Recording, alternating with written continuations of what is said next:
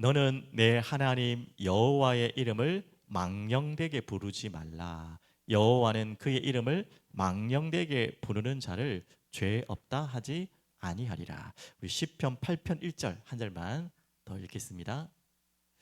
여호와여 우리 주 여호와 우리 주여 주의 이름이 온 땅에 어찌 그리 아름다운지요. 주의 영광이 하늘을 덮었나이다. 아멘. 다윗의 유명한 찬양의 시입니다. 오늘 두 구절이 오늘 말씀의 전체 내용의 주제고 방향입니다. 그래서 오늘 제목은 이렇게 나와요. 주의 이름을 찬양하라. 더 이전의 제목을 말하면 주의 이름을 망령되게 부르지 마라. 여호와 이름 망령되게 부르지 말라. 라는 그 말씀의 결론이 이제 오늘 설교 제목입니다. 주의 이름을 찬양하라 라는 말로 연결되는데요. 여러분들이 오늘 다윗처럼 정말 여호와 하나님을 찬양하고 싶잖아요. 또 찬양했고 우리 온 삶을 인생을 들어서 주를 경외하고 높이고 싶은 마음이 자녀된 입장이 다 동일한 마음일 겁니다. 그러면 그 시작이 어디서부터 시작되겠습니까? 가장 중요한 시작은 바로 하나님의 존재에 대한 믿음입니다. 여러분들 한 번씩 의심될 때 없으세요? 하나님 정말 계실까? 일단 물리적으로 과학적으로 의심될 때도 있고 그럴 때는 한 번씩 있지만 이것보다 더 위험할 때가 언제인지 아시잖아요. 방금 우리 찬양했던 것처럼 어려운 일 당하고 믿음이 적어지고 하나님과의 관계가 점점 나도 모르게 멀어져 있을 때 있잖아요. 어떤 상황이든지 간에 그때 한 번씩 찾아오는 질문들과 불신앙이 있죠. 하나님 정말 계실까? 하나님 정말 이 세상 만드신 게 맞을까? 하나님이라는 분이 어디에 계실까? 라는 아주 믿는 자들에게는 엉뚱한 질문이지만 가장 근본적인 질문을 할 때가 있습니다. 여기에서부터 우리의 답이 나오지 않으면 오늘 말씀처럼 그의 이름을 높이고 그의 이름을 찬양한다는 것 자체가 어불성설이고 때문에 가식일 수 있겠죠. 그래서 우리에게 제일 먼저 중요한 질문, 하나님의 존재에 대한 질문. 또 많은 여러분 주변에 믿지 않는 자들이 여러분에게 질문하는, 그러면서 여러분이 답하기 가장 난감하다고 해야 되나요? 어렵다고 말할 수 있겠죠. 그게 하나님 어디 계시냐? 어디 계시냐까지는 좀 그렇다 치더라도 하나님 계시긴 하냐? 라는 질문을 할 때 두 가지로 대답하기 어려워요. 자, 첫 번째는 방금 두 가지에 대한 똑같이 물리적으로 과학적으로 설명해 주기 어려우니까.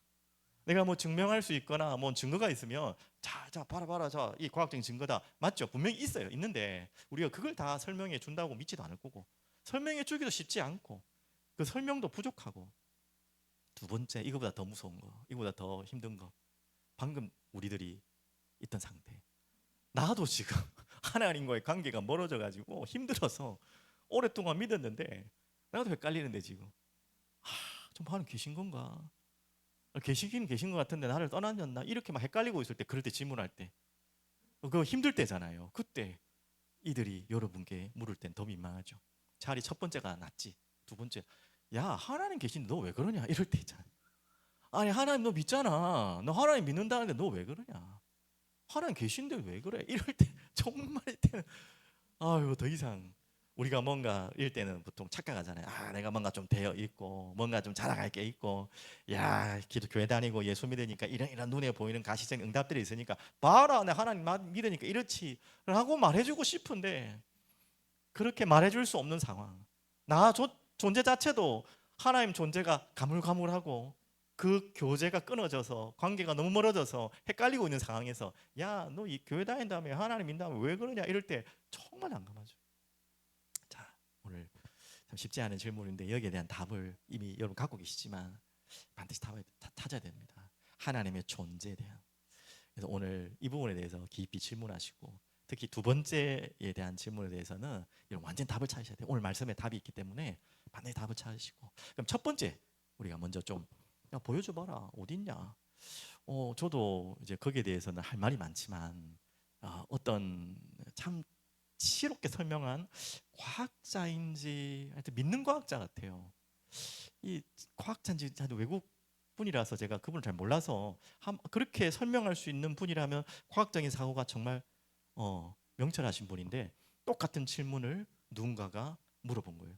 아니 하나님이 당신이 믿는 하나님이 계시다면 존재가 나타나지 않냐? 안 보이더라도 존재에 대한 뭔가가 증거가 있어야 되지 않냐? 라고 질문을 하는 거죠. 어디에 이 하나님 계시냐?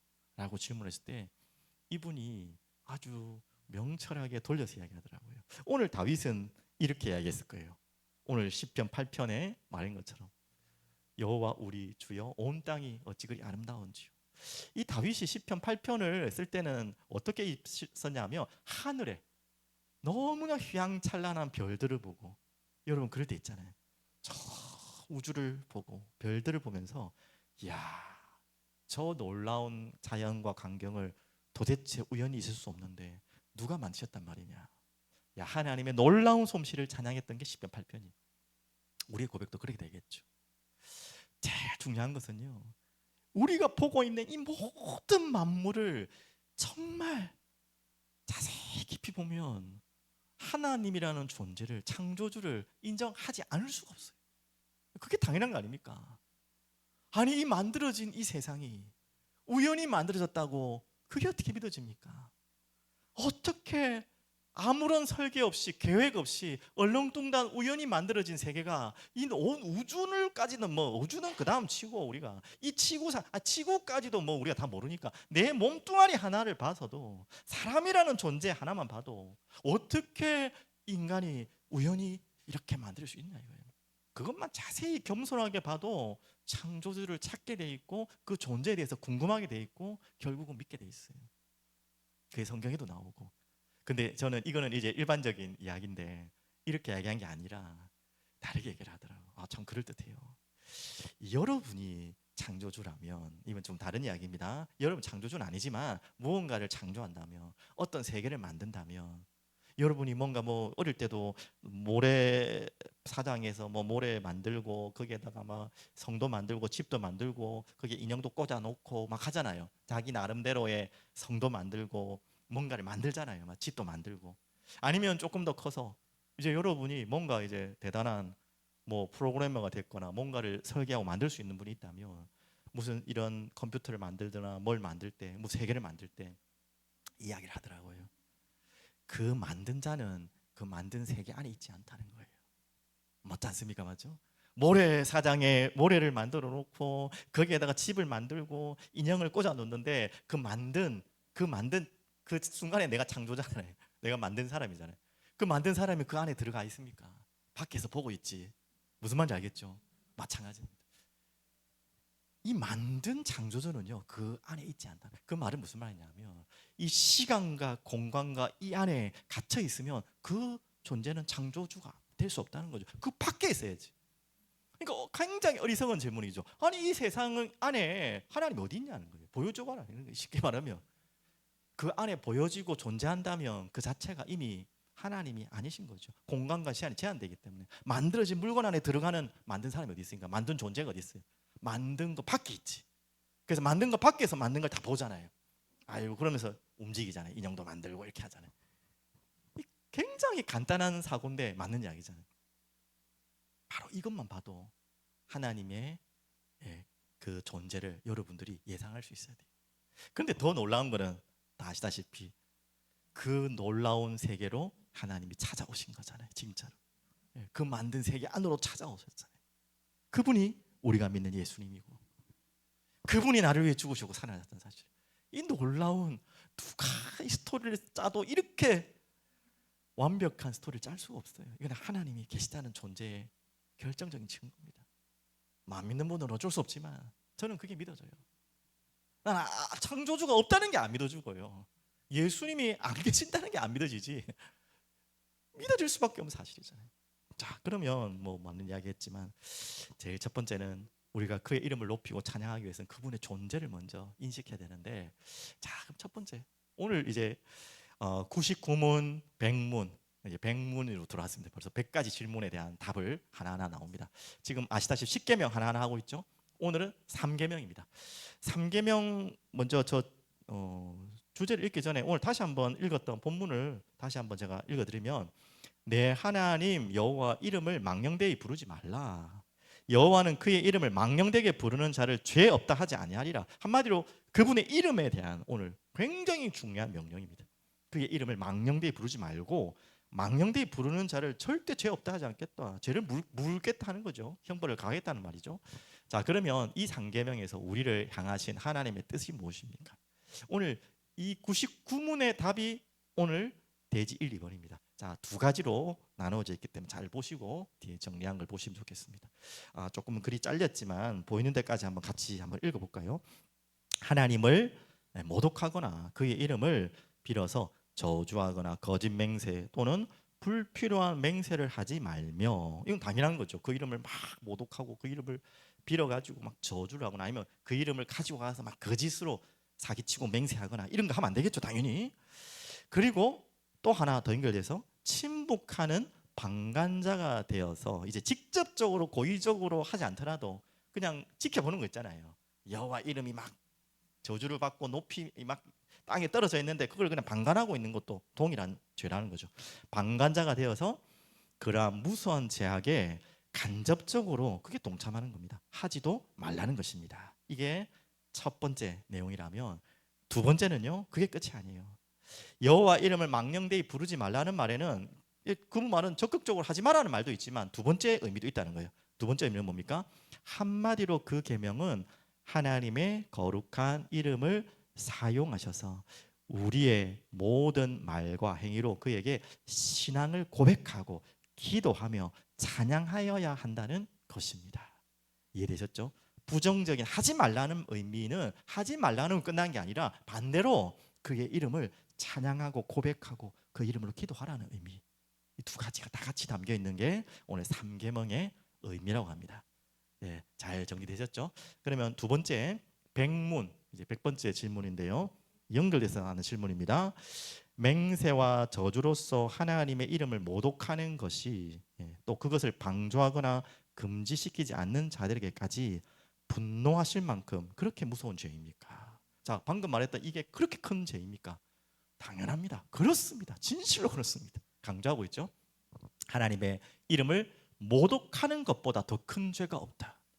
굉장히 무서운 죄입니다. 그것보다 더 그의 분노를 자아내게 하는 것도 없습니다. 그래서 하나님은 그의 죄에 대하여 얼마나 무서운 이게 죄인지 죽음의 형벌을 내리시겠다고 성경에 율법으로 나와 있어요. 자, 그러면 이 내용을 가지고 조금 정리하겠습니다. 방금 나왔죠. 여호와의 이름을 망령되이 부르지 말라라는 오늘 전체적인 그 3계명에 대한 핵심적인 주제는 방금 말했듯이 그 이름을 망령되이 부르지 말라 말 그대로 함부로 모독하고 그의 이름을 빌어서 뭐 저주하고 거짓으로 맹세하고 또 불필요한 맹세하고 그거에 대해서 방관하는 것조차도 저거 하는 거나 마찬가지라는 의미죠. 자, 그래서 첫 번째 방금 다 정리한 것처럼 이게 바로 적극적인 죄 중에 하나죠. 자, 오늘 출애굽기 20장 7절은 몇 절이었죠? 7절은 이미 읽었기 때문에 그와 연결되는 다른 성경을 한번 볼게요.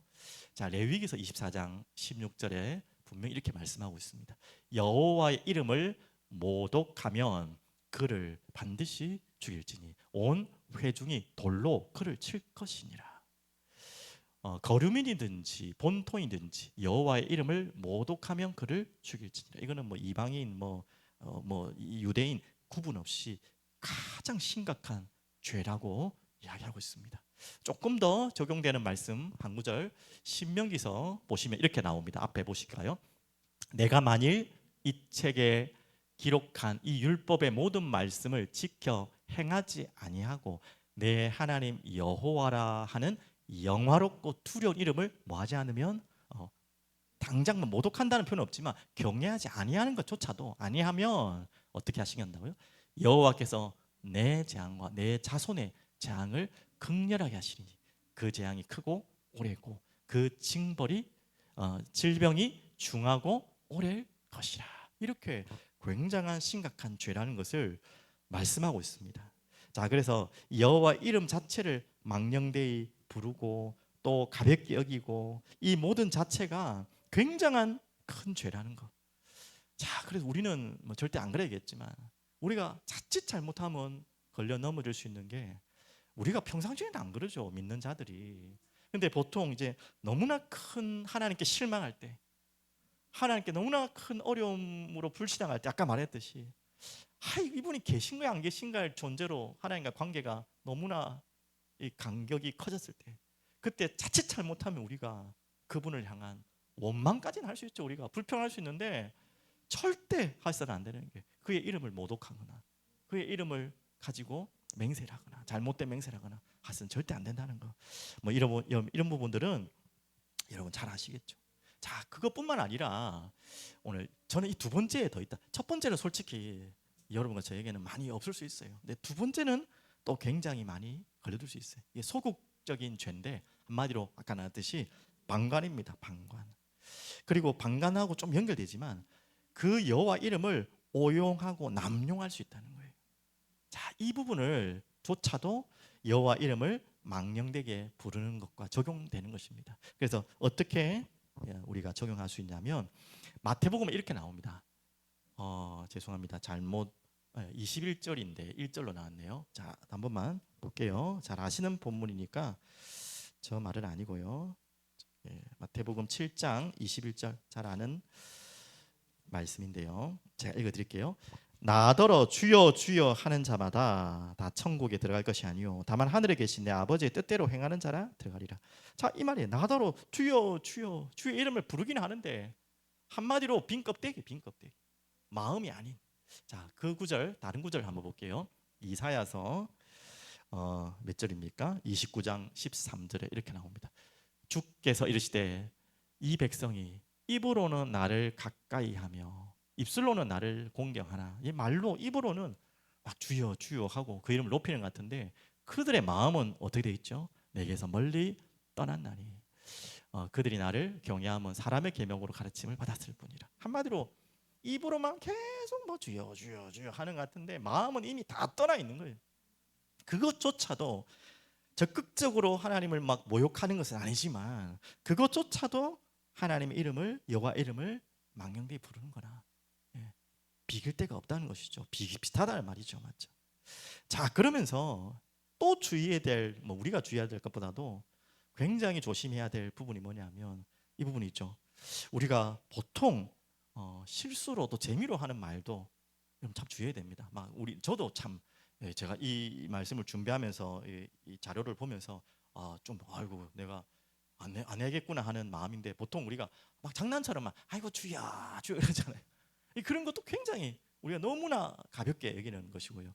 또 저는 뭐 영어를 잘 몰라서 그런지 모르겠지만 오 마이 갓 이런 말 많이 쓰잖아요. 이거 굉장히 조심해야 돼요. 또 뭐 영어로 또 뭐 예수님의 이름을 이렇게 부르는 하잖아요. 굉장히 이거는 어떻게 보면 위험한 또 조심스러워야 될 또 우리는 그냥 장난처럼 하지만 그런 부분조차도 소극적으로 우리가 주의해야 될 부분이고 특히 우리 아이들은 잘 모르기 때문에 잘 가르쳐야 됩니다. 장난으로 막 예수의 이름을 하나님 이름을 장난한다고 막 이렇게 막 노래로 부르고 찬양도 막 이상하게 부르고 할 수도 있거든요. 충분히 이런 부분들은 반드시 잘 가르쳐야 돼요. 애들이 몰라서 또 그럴 수 있으니까. 자, 이런 부분들은 여러분과 저희가 중요하게 이런 부분들 해야 됩니다. 오늘따라 윗집이 굉장히 시끄럽네. 그리고 조금만 더 이거는 적극적인 죄하고 더 관계되는데요. 바로 이단과 사이비 이 부분도 마찬가지입니다. 이들은 하나님의 성경의 말씀을 가지고 그분의 이름을 가지고 잘못된 교리와 하물며 사이비들은 자기가 하나님이라고 그러잖아요. 그러니까 그것만큼 하나님의 이름을 모독하는 게 없어요. 그리고 성경의 교리를 자기의 구미의 입맛에 맞춰서 그 하나님이 주신 말씀을 그의 이름을 마음껏 이용하는 거죠. 사용하는 거죠. 그것만큼 또한 그의 이름을 완전히 망령되이 하는 게 없다고 나왔습니다. 그래서 이런 부분들은 굉장히 심각한 이게 고의든 무지한 죄도 마찬가지예요. 그것까지도 여호와 이름을 망령되게 부르는 굉장한 심각한 죄입니다. 그리고 아까 말했던 침묵하고 방관하는 자 있죠. 우리 조선의 가장 큰 아픈 기독교 역사상 가장 아픈 죄가 있죠. 잘 아시는 무엇입니까? 일제시대 때 신사참배. 이건 우상숭배의 죄도 되겠지만 바로 이것입니다. 하나님의 이름을 모독하는 거예요. 하물며 이 신사참배가 한국 교회에서 정치적으로 허락을 했잖아요. 이거는 정치적인 거지 종교랑 상관없다라고 해서 허락을 했어요. 그 뒤에 이제 해방되고 회개하고 했죠. 그래서 뭐 했지만 그 당시의 죄는 너무나 심각한 죄입니다. 주의 이름 여호와 이름을 정말 망령되이 일컫었던 그런 죄죠. 자, 이런 부분들을 여러분 참고하셔서 진짜 여호와 이름을 망령되게 부르지 않는 오늘 말씀처럼 우리가 기도하고 인도받아야겠죠. 자, 그러면 이것만이 아니라 그랬죠. 두 번째, 주의 이름 여호와 이름을 망령되게 부르지 말라는 의미 속에는 반대로 올바른 주의 이름 여호와 이름을 부르라는 말이 될 수 있잖아요. 맞죠? 오늘 그 이야기죠. 자, 그래서 여러분 우리 주기도만 할 때 이미 기억나실 텐데 복습하는 마음으로 한번 생각해 보시면 좋겠어요. 그 이름을 부른다. 그 이름이 어떤 의미인지를 알고 불러야 되죠. 뭣도 모르고 막 부르면 안 되잖아요. 그래서 여호와라는 이름, 그분은 스스로 존재하시는 분. 자, 이 이름에 대한 묵상을 하면서 저번에도 한번 말씀드렸지만 이름은 왜 필요하죠? 이름은 여러분 다 이름 왜 있습니까? 왜 사람에게 이름이 필요하고 또 모든 물건 우리가 보는 모든 물건에는 거의 다 이름이 있죠. 또 없는 거에는 우리가 또 붙이기도 하죠, 맞죠? 강아지에게다 우리 이름 다 붙여주잖아요, 거의. 그건 다른 의미가 있죠. 구분하기도 위해서 여기는 많은 사람들이 구분하기 위해서 이름이 당연히 달라야 되고 또 그분만의 부모님이 또 누군가가 그 이름을 지을 때는 그 존재에 대한 가치를 설명하기 위해서 계속 뭔가를 좋은 이름들을 지어주잖아요. 자, 그러면 그 인간에게 또 만들어진 피조물에게는 당연히 이름이 필요해요. 근데 창조주 하나님께는 솔직히 이름이 필요하지 않아요. 그분이 다 만드셨고 그분 이름을 지어주신 분이고 아담을 대리자로 삼아서 이름을 짓도록 하셨지 자신의 이름을 지을 필요가 없고 나타낼 필요도 없어요. 원리적으로 그렇잖아요. 그런데 그분은 왜 자신의 이름을 우리에게 나타내시고 가르쳐 주시겠습니까? 그 굉장히 중요한 부분이 모세와의 만남 속에서 있었죠. 여호와라는 이름이 나올 때가 바로 모세와의 만남 속. 그 모세와를 부르고 그 모세와의 그 만남 속에서 첫 번째는 아니지만 자신의 이름을 드러내는 모세가 질문했지 않습니까? 제가 가야 되는데 누구라고 하고 가야 될까요? 라고 했을 때 날 여호와라. 그 이름 자체가 스스로 계신 분. 너 더 원해적으로 가면 더 복잡하지만 나는 나다 뭐 이런 의미인데 바로 여호와 그분은 하나님은 창조주는 자신 이름이 필요 없는 분이에요. 유일하게 이 세상에 이 모든 만물 속에 이름이 필요 없는 유일한 분이 바로 여호와 한 분. 자기가 다 만드신 분이기 때문에. 하지만 그 이름을 나타내신 이유는 누구 때문에? 여러분 때문에. 우리 때문에. 그 당시에는 모세 때문에. 하나님의 백성들에게 나타내시기 위해서 자기의 존재를 나타내시기 위해서 자신 이름을 나타내신 것입니다. 이게 우리에게는 은혜죠, 맞죠? 그러면서 너무나 구약에는 다양한 이름들로 우리에게 나타나셨어요. 뭐 기억나시죠? 대략 다시 한번 복습 간단하게 하면 니시, 승리의 깃발 그 말이죠. 치드케누 공의라는 말이고 샬롬 평안 또 뭐 있습니까? 라파 로페카 뭐 같은 말인데 치유 이래 준비하셨다.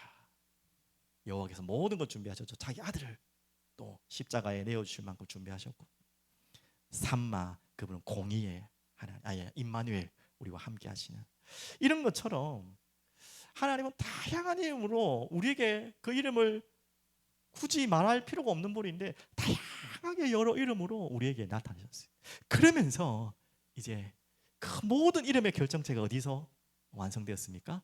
예수란 이름으로.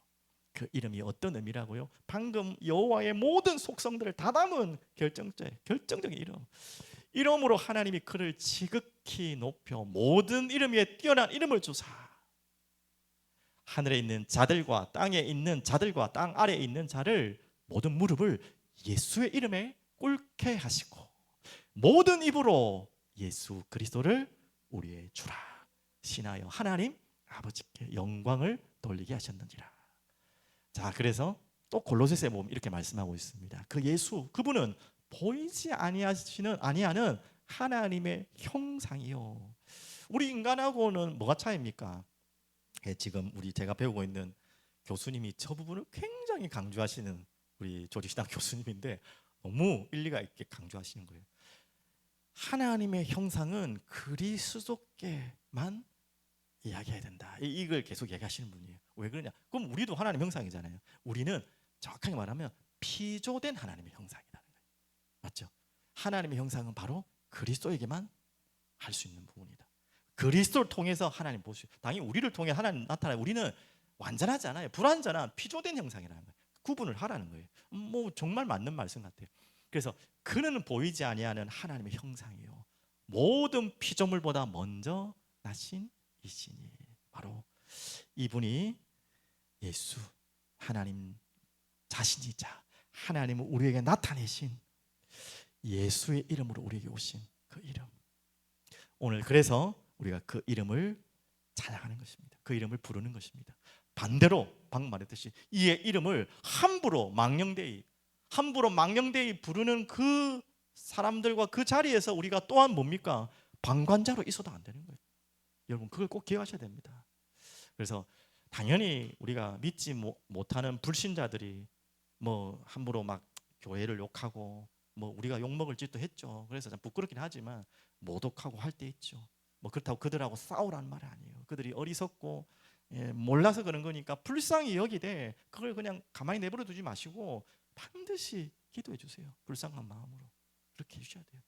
그러면서 이제 이런 이야기가 아니라 조금 더 나가서, 아까 신사참배 이야기하다가 뭐 좀 지나갔지만, 혹여 우리나라에 아니면 이 시대에 그럴 때가 안 와야겠지만 혹여 그럴 때가 온다면 정말 그때는 목숨을 걸어야 돼요. 정말 맞죠? 다른 것엔 여러분 막 일부러 막 싸움 걸고 막 불신자들하고 싸우고 그러면 안 되잖아요, 맞죠? 하지만 정말 이럴 때가 온다면 신사참배와 같은 비슷한, 하나님의 이름이 모독을 받고 하나님의 영광이 가려지고 혹여 이 나라가 하나님을 믿을 수 없는 나라로 변화된다면 그때는 우리 교인들이, 기독교인들이 생명을 걸어야 되는 것입니다. 이건 정치 이념을 말하는 것이 절대 아니에요, 맞죠? 그것만큼은 당 뭐 정치 좌냐 우냐 상관없이 생명을 걸어야 돼요. 그때가 안 와야겠고 안 오기를 간절히 기다리고 있고 기도해야겠지만, 맞죠? 그만큼은 우리가 하나님 앞에 영광 돌려야 될, 또 지켜야 될 중요한 자존심이기도 합니다. 자, 뭔 이야기 하다 그랬죠? 그렇게 여호와의 이름을 높이는 것입니다. 그러면서 두 번째는요, 여호와의 이름이 어떤 이름이고 그 이름이 어떤 이름이기 때문에 함부로 부를 수 없고, 그 이름이 부끄러움을 당하고 모욕을 당할 때, 아니 우리가 자녀인데 우리 육신의 아버지가 그 이름이 함부로 누군가가 막 이름을 가지고 놀리고 장난하면 여러분 가만히 있겠습니까? 안 그렇습니까 여러분? 정말 아니 뭐 아버지까지 안 되고 내 이름 누가 막 장난으로 막 하면, 그게 고의로 장난으로 한다면 여러분 가만히 있겠습니까? 여러분 여기에 여러분 생각나는 인물 없습니까? 다윗 딱 떠오르지 않습니까? 다윗이 왜 갑자기 그 어린 나이에 형들 도시락 전해주러 갔다가 그 전쟁터에 뛰어들었습니까? 전쟁하러 간 것도 아닌데. 이 골리앗이 뭘 했어요? 만군의 이름에 여호와 이름을 모욕하고 있었던 거예요. 자기가 거기서 이긴다 못 이긴다 그런 생각하기 전에, 당연히 이길 자신 갖고 갔겠지만 믿음으로, 그거 생각하기 전에 멈출 수가 없었던 거예요. 자기의 나이, 자기의 키, 자기 덩치 상관없이 나갔던 것입니다. 그러다가 뭐 죽었더라도 할 수 없죠. 그래 나가야 돼요. 그렇지 않겠지만 당연히 오늘 그것처럼. 자, 이제 또 딴 얘기를 자꾸 가는데요. 그럼 부르라는 의미는 무엇입니까? 여호와 이름을 망령되이 부르지 말라라는 건 당연한 거고, 그러면 반대로 여호와 이름을 부르라는 말은 바로 찬양하라는 말입니다. 부르라는 말은 뭐냐? 높이라는 말이에요. 기리고 섬기라는 거예요. 그리고 이번 주에 우리가 말씀 받은 것처럼 기도하라는 것입니다. 간구하라는 거예요. 두하고 찾고 두드리라는 거예요. 하나님 자녀가 그게 부르짖는 거예요. 찬양하고 높이고 섬기고, 이게 정말 부르라는 의미입니다. 여러분과 제가 이런 은혜가 있길 바랍니다. 자, 그러면 오늘 시편 8편 찾으셨는지 모르겠네요. 찾아나오신지 모르겠는데 한 번만 다시 볼게요. 와, 우리가 이 여호와 이름을 부르는데 이 시편 8편은 저도 이번에 읽으면서 그 깊은 의미를 좀 뒤늦게 알았는데요. 이 다윗이 여호와 하나님을 찬양하는 굉장히 아름다운 찬양이잖아요. 또 시편 8편과 관련된 찬양도 있고, 여러분 아십시오. 여호와 우리 주여, 주의 이름이, 이 찬양 아시잖아요. 또 시편 8편에 관련된 찬양이 많아요. 그만큼 아름다운 찬양인데 이 의미가 얼마나 깊으냐면, 8편 혹시 펴놓으셨습니까? 한번 보실까요? 여호와 우리 주여, 주의 이름이 온 땅에 어찌 그리 아름다운지요, 주의 영광이 하늘을 덮었나이다. 주의 대적으로 말미암아 어린아이들과 같이 젖먹이들의 입으로 권능을 세우심이며 이는 원수들과 보복자들을 잠잠하게 하려 하십니다. 뭐 오늘 말씀과 조금 적응하면 바로 그 영광의 이름을 모독하고 무너뜨리는 그 모든 대적자들을 하나님께서 공의로 심판해달라는 의미도 되고요. 3절에 주의 손가락으로 만드신 주의 하늘과 그 하늘을 보면서 이 다윗이 이 찬양을 썼다는 배경이 있습니다. 그 놀라운 별들과 해들을 보면서 주께서 베풀어 두신 나와 있죠. 달과 별들을 내가 보니 사람이 무엇이기에 주께서 그를 생각하시며 인자가 무엇이기에 주께서 그를 돌보시나이까. 그 창조주를 바라보면서 또 반대로 그 창조주가 만든 우리 인간들을 또 보는 거예요. 어떻게 우리가 이렇게 하나님께서 만들어준 이런 귀한 존재로 우리를 만드셨습니까? 또 돌보십니까? 5절 그를, 여기서부터 이제 숙제예요. 그를 4절 5절이 숙제인데요. 그를 하나님보다 조금 못하게 하시고 영화와 종기로 간을 씌우셨나이다. 조금 이제 여러분 뭔가 눈치 빠르신 분들은 어디를 지금 다윗이 이야기를 하고 무엇을 생각하고 얘기하는지 눈치가 좀 채시죠? 곧 모든 소의 양들의 짐승과 공중의 새와 바다의 물고기와 바닷길에 나는 것입니다. 자, 이 4절 5절 사람이 결국 처음에는 우리 만들어진 인간들을 이야기하는데 결국 그 인간들이 죄를 보면서 하나님과 관계 깨져서 하나님의 형상을 알다시피 다 잃어버렸잖아요. 그것을 모두 회복하실, 화복케 하실 인자를 보내겠다는 이야기입니다. 제 해석이 아니고 이 말씀을 가지고 히브리서 2장 6절 8절에는 이 말씀을 그대로 해석해놓은 내용이 히브리서 2장이에요. 바로 이 인자가 바로 예수 그리스도를 설명하신 것이다. 오늘 그까지 설명하려면 너무 길어지니까 짧게 이야기하고, 한마디로 이 시편 8편은 제가 방금 말씀 나눈 것처럼 여호와 하나님을 찬양하고 그가 만드신 만물 그 가운데 인간 나를 감사하고 거기에 대한 오묘한 것을 또 찬양하되 어디까지 찬양한다고요? 장차 오실 예수 그리스도까지 찬양하는 거예요. 다윗이 인자로 오셔서 이 무너졌던 우리 인간을 다시 회복할 참된 하나님의 형상으로 회복할 그 그리스도를 통해 다시 하나님을 찬양할 그 하나님을 찬양하는 거예요. 이해되셨죠? 창조주 하나님만 찬양하는 게 아니라 이 무너진 인간들을 다시 회복하셔서 재창조하실 그리스도의 이름을 찬양하는 게 바로 시편 8편. 이 다윗이 그만큼 은혜 받은 사람이에요. 제 해석 절대 아니니까 의심하지 마시고 히브리서 그대로 나와요. 나중에 읽어보십시오. 히브리서 2장 6절 8절. 바로 이것이 우리가 불러야 될 찬양입니다. 오늘 여러분과 제가 항상 그 이름을 부를 찬양이에요.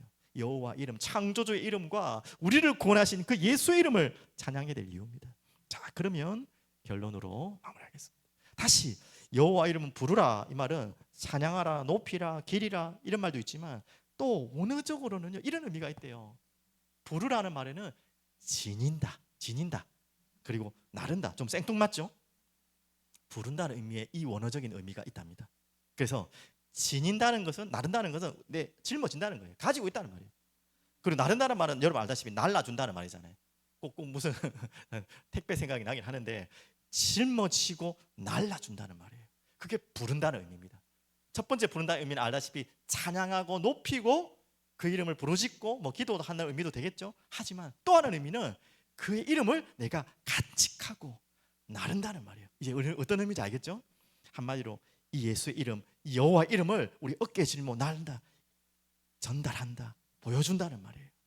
그래서 여러분의 삶이, 여러분의 모든 인생이 살아야 될 이유입니다. 그냥 우리가 입으로만 찬양하고 높이는 것이 아니라 우리의 모든 삶을 그 이름을 짊어지고 나르고 보여주고 나타내는 것이 진정한 여호와 이름을 부르는 거예요. 그렇게 오늘 설명하고 있습니다. 자, 그러려면 오늘 우리가 간구해야 될 게 있죠. 하나님, 그렇게 우리의 삶을 주님께 드리기 원합니다. 다 같은 마음이잖아요, 이 자리는. 정말 그 이름을 찬양하고 부르고 이 자리에서만 찬양하고 끝나는 게 아니라 돌아가야 될 삶의 자리에, 모든 자리의 삶의 만남 속에 그분의 이름을 간직하고 그 놀라운 영광의 이름을 짊어지고 들고 나가서 날라주겠습니다. 진짜 딜리버리 하는 거지.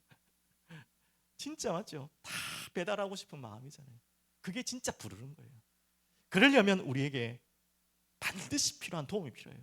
우리에게 선물이 필요해요. 그래서 성령님을 주시겠다는 거죠. 하나님 성령 주시겠다. 오늘 그래서 우리가 간구합니다. 성령님 허락해 주시옵소서.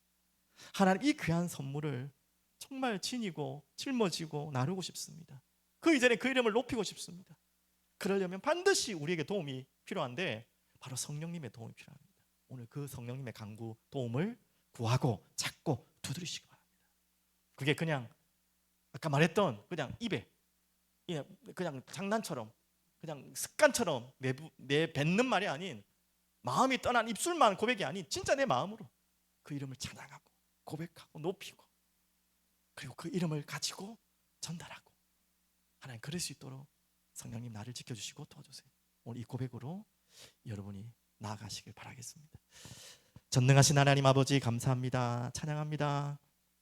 여호와의 이름을 거룩히 여기고 높이며 결코 우리의 입술에서 또 우리의 삶에서 그분의 이름이 망령되이 일컫지 않도록 우리를 지켜주시고 도와주시고 혹여 그런 자들이 우리 주변에 있다면 그를 불쌍히 여기게 하시고 또 영적으로 싸울 수 있도록 우리에게 힘을 주시고 은혜를 베풀어 주옵소서.